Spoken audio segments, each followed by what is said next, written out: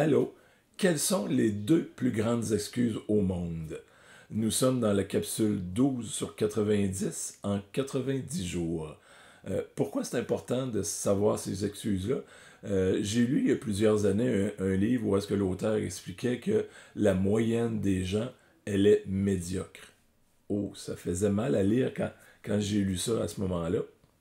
Et en lisant un peu plus loin pour voir un peu de quelle façon pourquoi il disait ça, c'est qu'il disait que les gens, en majorité, ne font rien pour améliorer leur sort.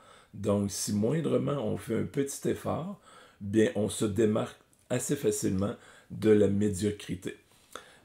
Exemple, pour parler en public, ben beaucoup de gens, c'est comme presque, c'est peut-être pas la plus grande des peurs, mais une des plus grandes peurs est de parler en public. Et un très faible pourcentage de gens vont s'impliquer dans un groupe comme Toastmaster, Dale Carnegie, des groupes comme ça, où est-ce qu'ils aident les gens à apprendre à parler en public.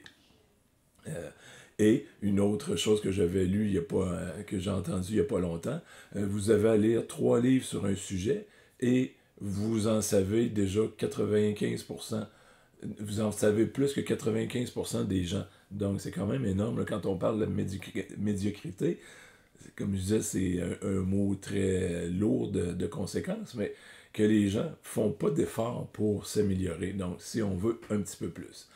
Avant de te dévoiler les deux grandes excuses de merde qui existent dans ce monde, si tu n'as pas encore téléchargé mon outil gratuit, mon GPS financier, une idée là, de comment cheminer là, dans nos finances ou améliorer par-ci par-là là, s'il y a des petites faiblesses, bien soit en haut ou en bas, tu as le lien pour télécharger gratuitement cet outil gratuit-là.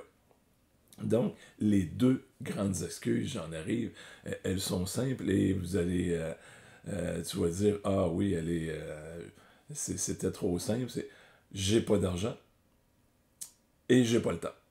Souvent, si on recule en arrière des excuses que nous-mêmes on peut donner et que tu peux entendre les gens alentour de toi, c'est que tu creuses un petit peu, ah, en arrière de ça, il n'y a pas d'argent. Ah, en arrière de ça, il n'y avait pas le temps, puis il n'a pas voulu me le dire, il a caché par une autre façon de dire les choses. Mais souvent, tu vas vérifier et comprendre que en arrière de toute excuse, ou à peu près la majorité, c'est ces deux excuses-là.